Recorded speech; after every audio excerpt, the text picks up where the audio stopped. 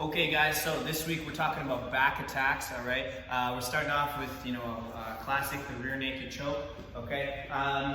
Generally, when we're in this back position, we'll start off with a seatbelt grip, one over, one under. The overhand is generally the one that is more dangerous for the chokes. It's closer to the neck. Hard to choke somebody from down here unless you're getting into the collar. We'll get into those later. But from here, the underhand, okay, generally is going to want to control the wrist so that it makes it harder for them to defend the neck. So the underhand is going to be looking to control the wrist. The overhand, can also control the wrist. We're looking to try and expose this avenue underneath the chin. So in order to do so, our partner's probably not going to let us get there super easy. So we want to knife in with an open hand, trying to find that angle underneath. If we can't, little trick here, just go underneath the nose and then slide it here, okay? You can even go it the other way. Whoop, one here and slide the other hand in, okay? Just don't tell them we told you that. From this position, all right, the second hand, we don't want to be reaching far forward, grabbing here so that they can start to defend here. We want to slide it in from the back, okay, where it's hidden the whole time. We want to get to the bicep here or up the shoulder, and the other hand's going to knife in behind, controlling onto the opposite side, and then we're going to look to try and flex and crunch forward into the choke.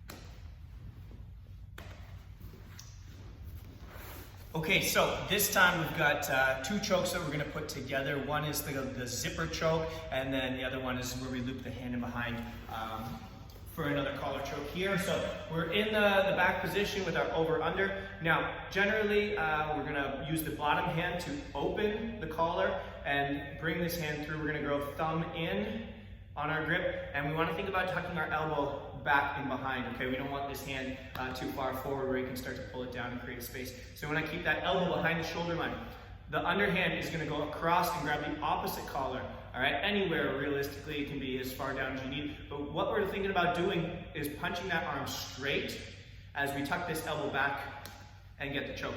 The modification here is, if he's stripping my grip off of this or I can't get to the other collar, is I'm going to just bring it underneath his armpit to the back of the head, and then I'm going to think about straightening my arm there as I pull and finish the choke.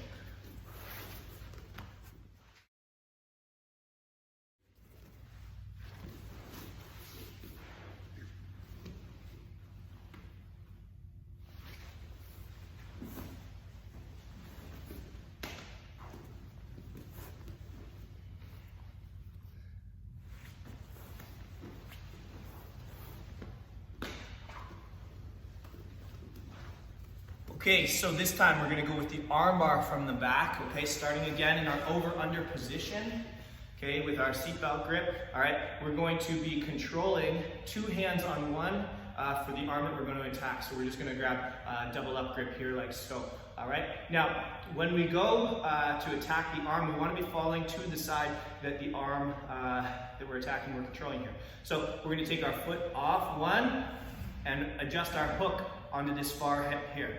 We're going to fall to the side, and we're going to think about shrimping out as we loop our elbow onto the other side of his head, creating a frame.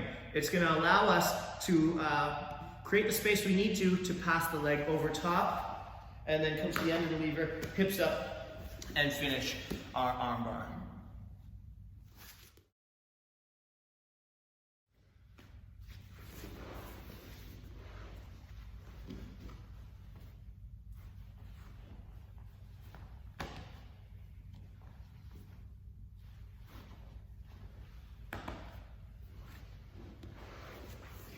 Okay guys, so this time we're going to be attacking the Ezekiel choke, or reverse Ezekiel, however we want to look at it, where we may not be able to get as deep as we want, so we're going to use our own sleeve, tucking our thumb in, and then chopping to take away the space around the neck here. So again, we're going to start this kill hand. The top side is going to be the one that comes across. Now, for whatever reason, maybe we're not able to finish our RNC. Doesn't matter. Maybe we just want to try something different.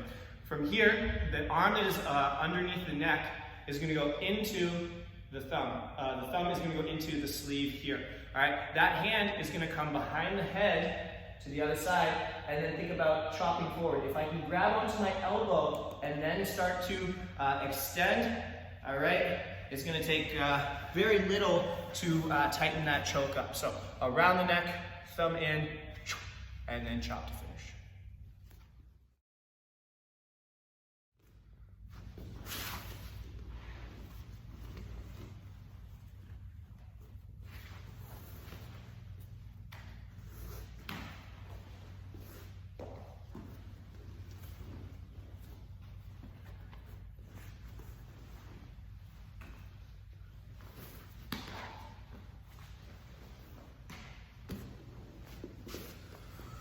Okay guys, so we're going to finish this sequence off here, back attacks with the bow and arrow choke. So I'm going to go here with my over under, open up the collar, insert the thumb, tucking the elbow in behind.